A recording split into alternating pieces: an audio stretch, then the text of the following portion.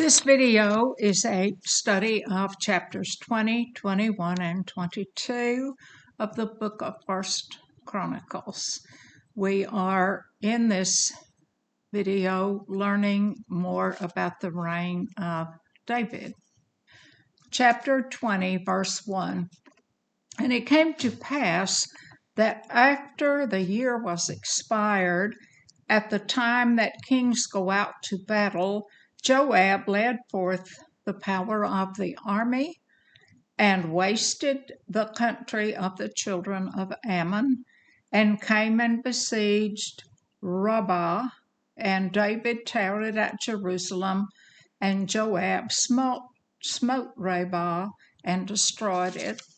It says in this chapter that David tarried at Jerusalem, but if you read the account of this back in 2 Samuel chapter 12, you learn that while David tarried at Jerusalem, he had an adulterous affair with a woman named Bathsheba, who subsequently became pregnant.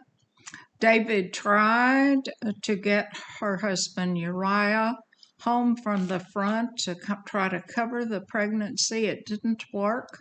So he sent Uriah into the heat of the battle, and Uriah was here at Rabbah. He was standing right at the front, and someone from the top, he made an easy mark of him, threw a spear, and Uriah is dead at the hand of David.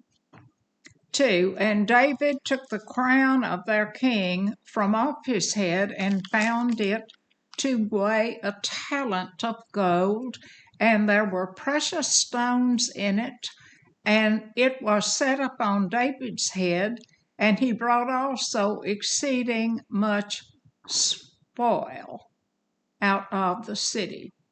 Now this would have been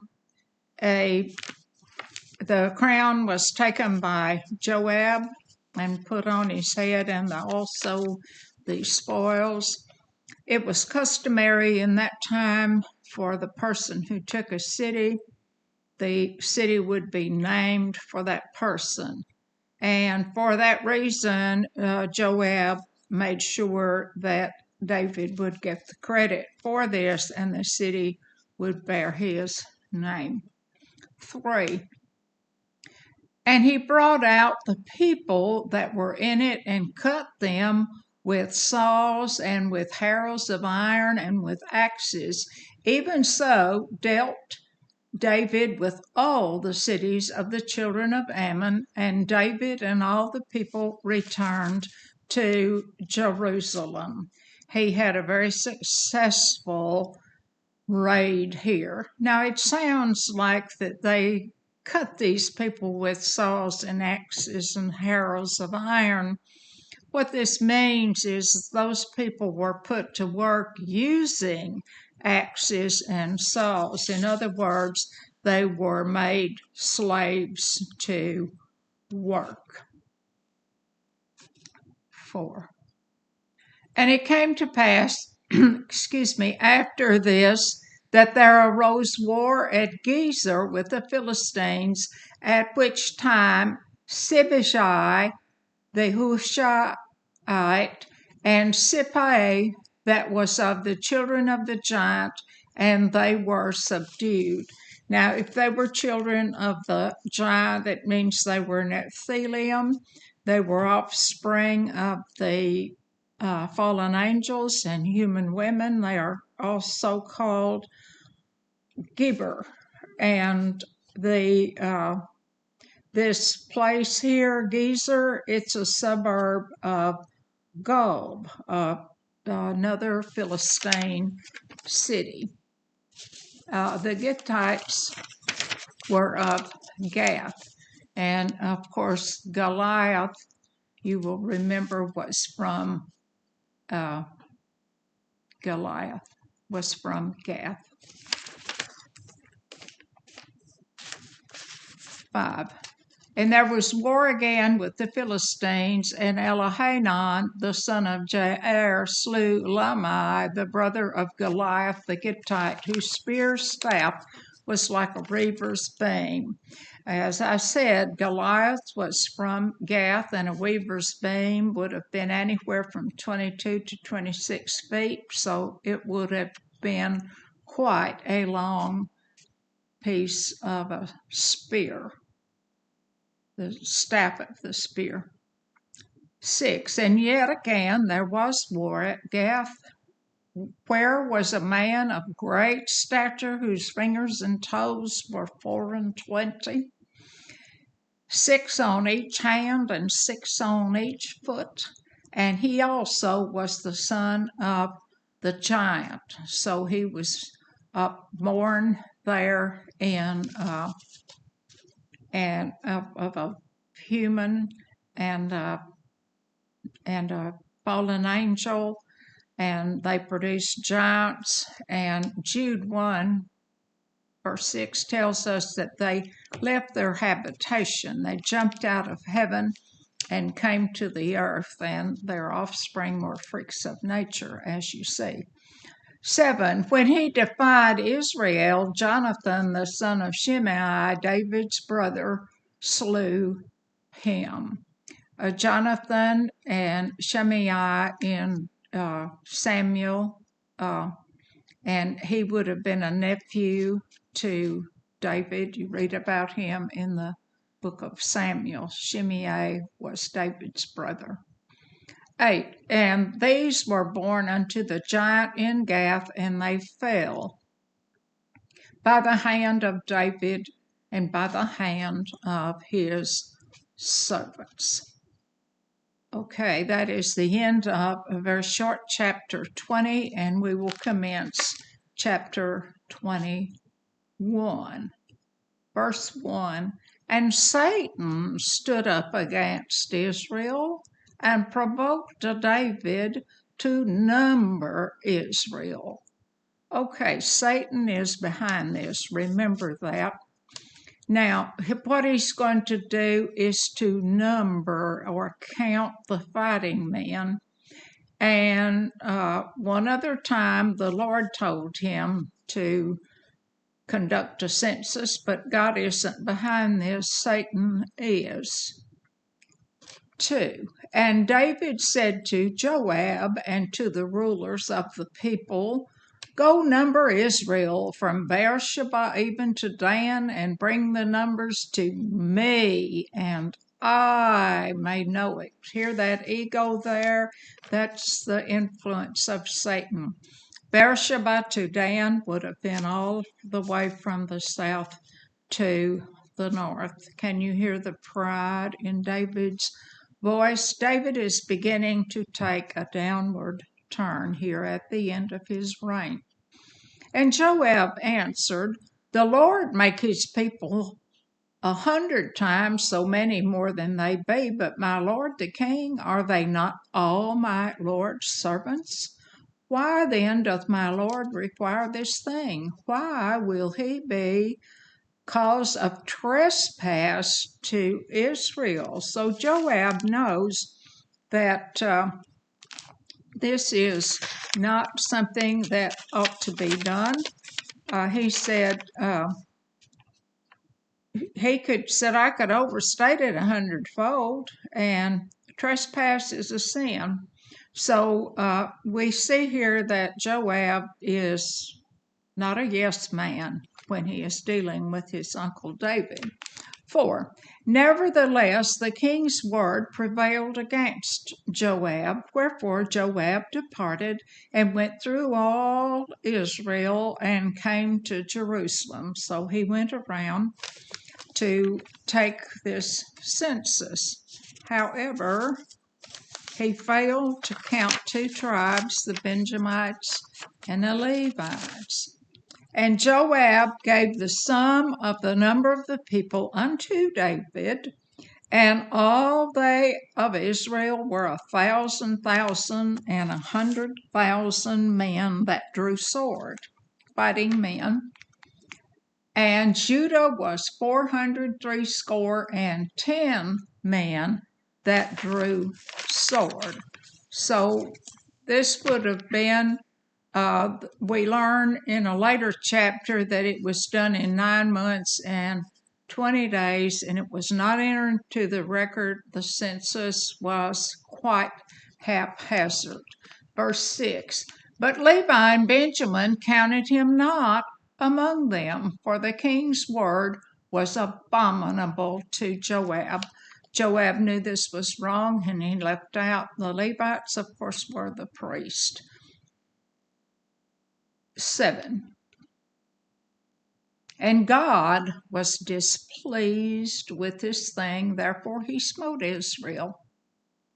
8. And David said unto God, I have sinned greatly, because I have done this thing, but now I beseech thee, do away the iniquity of thy servant, for I have done very foolishly. So you're going to see here that David is repentant. When in Hebrew, God smiting means something is evil in the eyes of the Lord. 9. And the Lord spake unto Gad, David's seer. Now, a seer here is not a soothsayer. It would be a prophet-like. 10. Go and tell David, saying, thus saith the Lord, I offer thee 3 things, choose one of them, that I may do it unto thee. So we learn here that this is not a although it is forgiven, there are consequences for wrongdoing. And that Gad, that prophet, that seer, that is kosei, and it is not, of course, a soothsayer. It is a person, a beholder of vision. 10, God spoke and offered him 3 things. 11, so Gad came to David and said unto him, thus saith the Lord, choose thee. 12, either 3 years famine, or 3 months to be destroyed before thy foes, while that the sword of thine enemies overtaketh thee, or else 3 days the sword of the Lord, even the pestilence in the land, and the angel of the Lord destroying throughout all the coast of Israel. Now therefore advise thyself what word I shall bring again to him who sent me. 13, and David said unto Gad, I am in a great strait. Let me fall now in the hand of the Lord, for very great are his mercies, but let me not fall into the hand of man. In other words, he is saying, I'm going to let the Lord decide which of these punishments I should take. 14. So the Lord sent pestilence upon Israel, and there fell of Israel 70,000 men. 15. And God sent an angel into Jerusalem to destroy it. As he was destroying, the Lord beheld, and he repented him of the evil, and said to the angel that destroyed, it is enough, stay now thy hand. And the angel of the Lord stood by the threshing floor of Ornan the Jebusite. So we see that the Lord has stopped this himself. And it was too much, and he was not going to allow this pestilence to destroy the people in Jerusalem. Ornan, you got a different name over in Samuel. And the Septuagint tells us that this pestilence only lasted until noon of the very first day. So you can imagine what a 3-day pestilence would have cost. 16. And David lifted up his eyes and saw the angel of the Lord stand between the earth and the heaven, having a drawn sword in his hand stretched out over Jerusalem. Then David and the elders of Israel, who were clothed in sackcloth, fell upon their faces. They are in sackcloth, the garment of mourning. They are repentant of this census they have sent out. 17. And David said unto God, is it not I that commanded the people to be numbered? Even I it is that have sinned and done evil indeed. But as for these sheep, what have they done? Let thine hand, I pray thee, O Lord my God, be on me and on my father's house, but not on the people, that they should not be plagued. The Good Shepherd here is interceding for his people.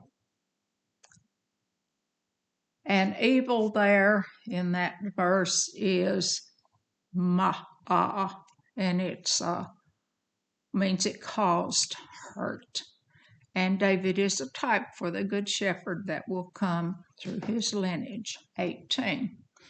Then the angel of the Lord commanded Gad to say to David that David should go up and set up an altar unto the Lord on the threshing floor of Ornan the Jebusite.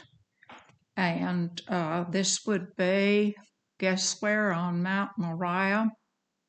And that is exactly where in Genesis 22 we learn that Abraham is told to sacrifice his son, and it's also where Solomon will build the temple.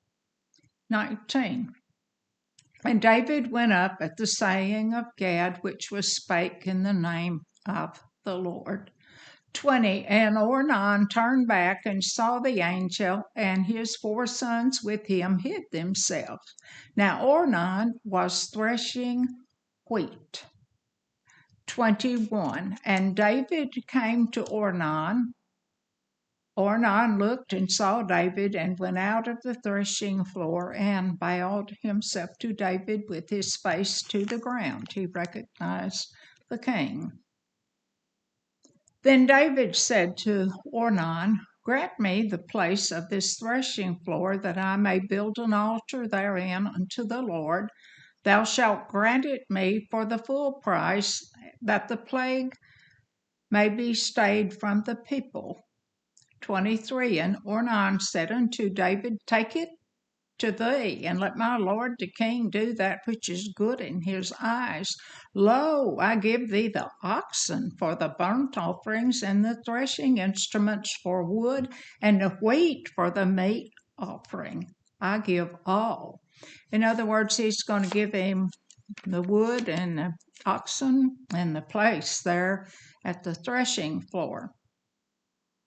24. And David said to Ornan, Nay, but I will verily buy it for the full price, for I will not take that which is thine for the Lord, nor offer burnt offerings without cost. Now, it went against the laws for a person to offer something that wasn't theirs and wasn't the best. In the time of Jesus, they were going into the temple and purchasing doves with mite-infested doves and offering that instead of the prize lamb that they probably intended to roast and eat themselves.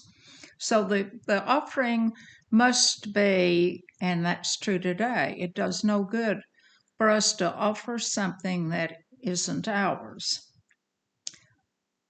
So David gave to Ornan for the place 600 shekels of gold by weight. There's a discrepancy here, or people try to say it's a discrepancy. The Bible has no discrepancies, because back in 2 Samuel 24, it says that he gave 50 shekels.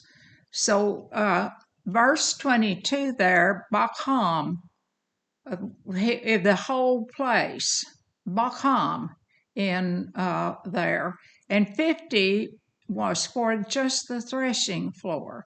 But what he gave here to Ornan, 600 shekels of gold by weight, that was for the whole thing, Bakham, not just the threshing floor.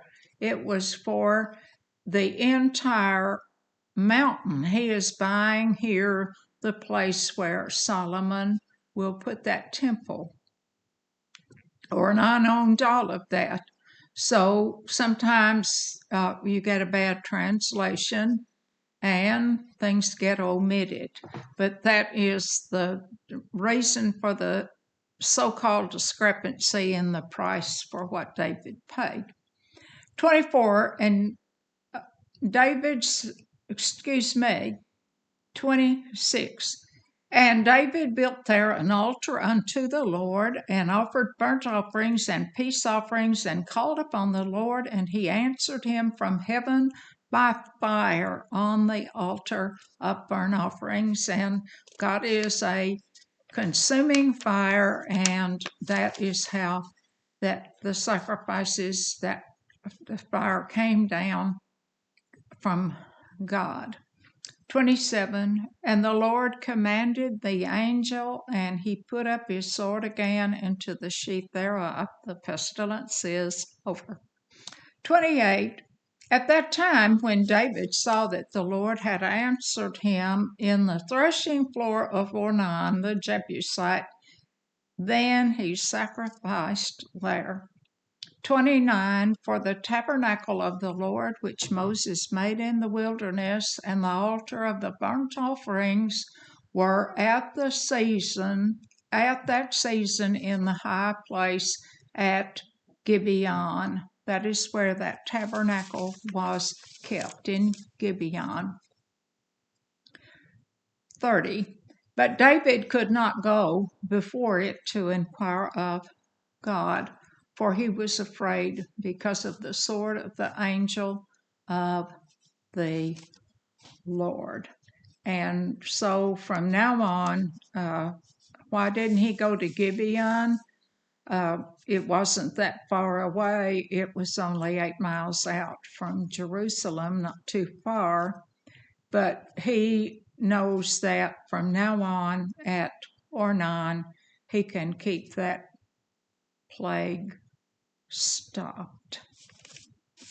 Verse 1 of the next chapter should be verse 31 in the chapter we just finished, according to renowned scholars. I will read it.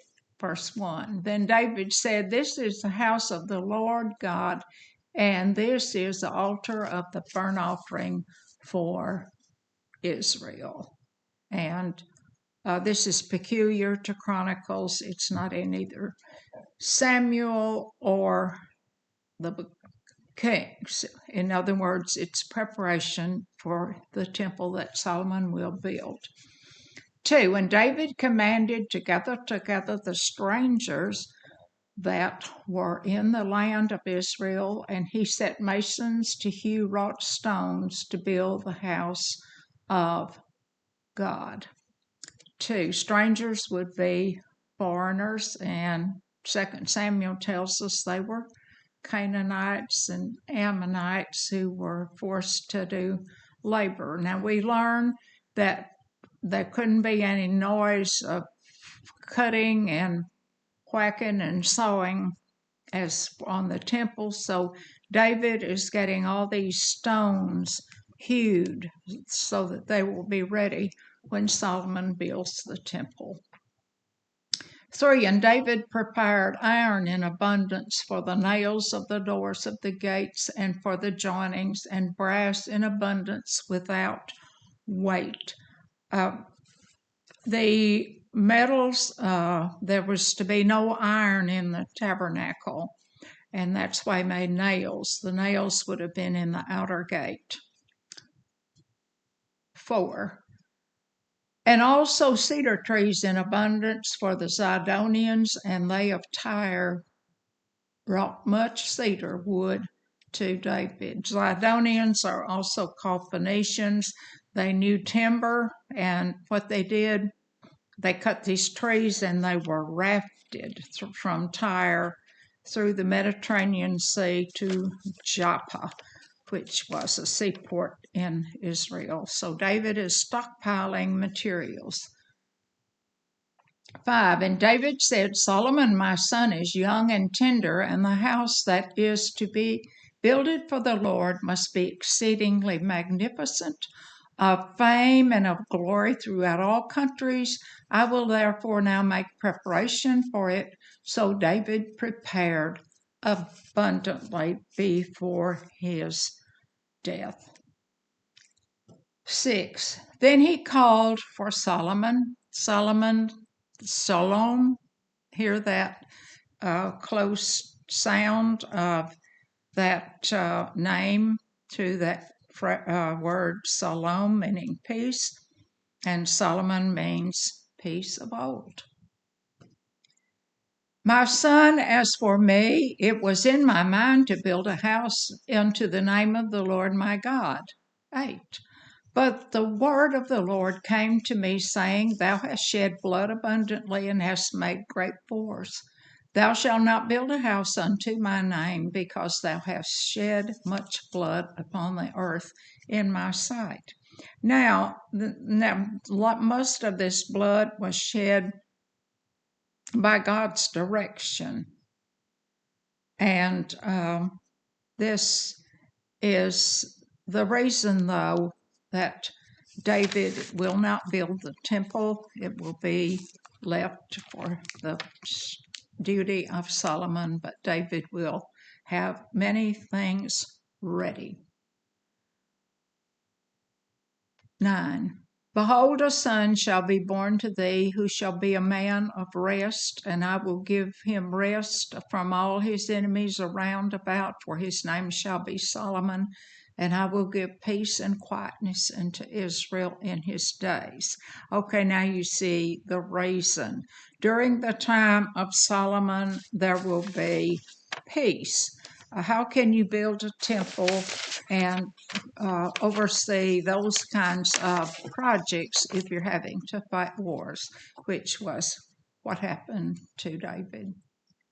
He shall build a house for my name, and he shall be my son, and I will be his father, and I will establish the throne of his kingdom over Israel forever. Oh, well, does this mean the king line that came through David was Zedekiah was the last one? So that's not forever. This son born to David, and God says it would be his son. This is Jesus. Jesus comes through the lineage of David. As a matter of fact, Nathan is David's son, through whom the Messiah will be born, and he is also a son of Bathsheba. He shall 10 build a house for my name, and he shall be my son, and I will be his father, and I will establish the throne of his kingdom over Israel forever. And of course, that is Jesus. He will be on the throne forever.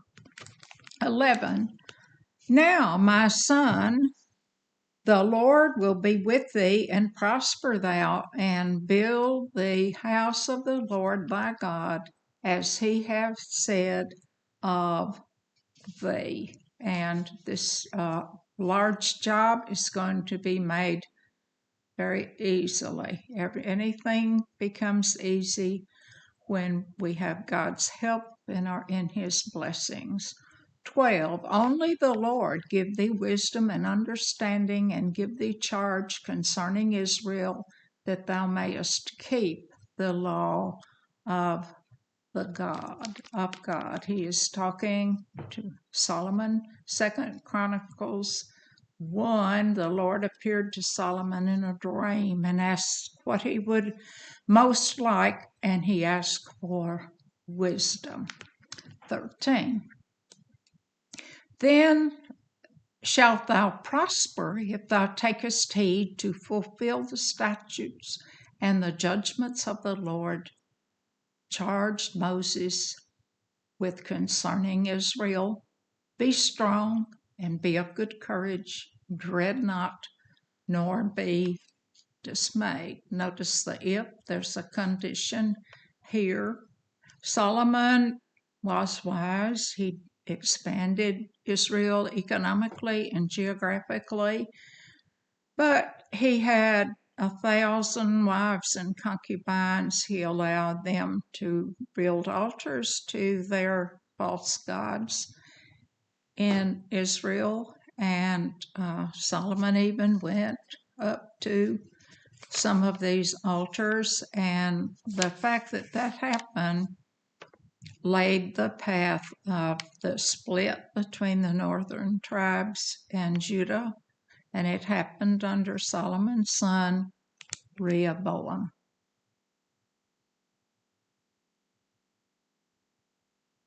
Now behold, in my trouble I have prepared for the house of the Lord 100,000 talents of gold, 1,000 talents of silver, and of brass and iron without weight, for it is in abundance. Timber also, stone, have I prepared, and thou mayest add thereto. These are all of the things that David has stockpiled to be used. 15. Moreover, there are workmen with thee in abundance, hewers and workers of stone and timber, and all manner of cunning men for every manner of work. So they have plenty of persons with the skill to build this temple. 16.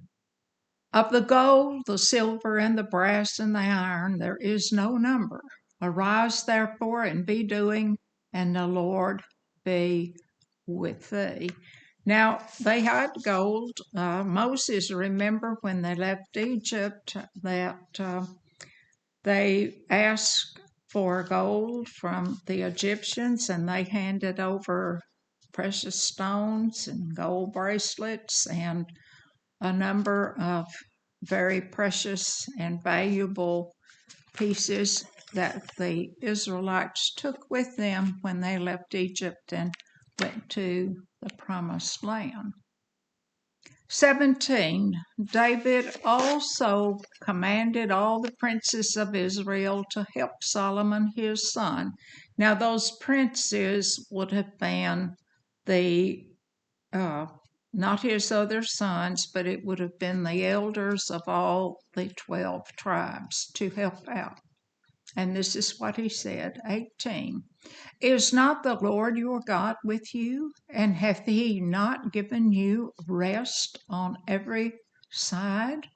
For he hath given the inhabitants of the land into mine hand, and the land is subdued before the Lord and before his people. 19. To complete this chapter, now set your heart and your soul to seek the Lord your God.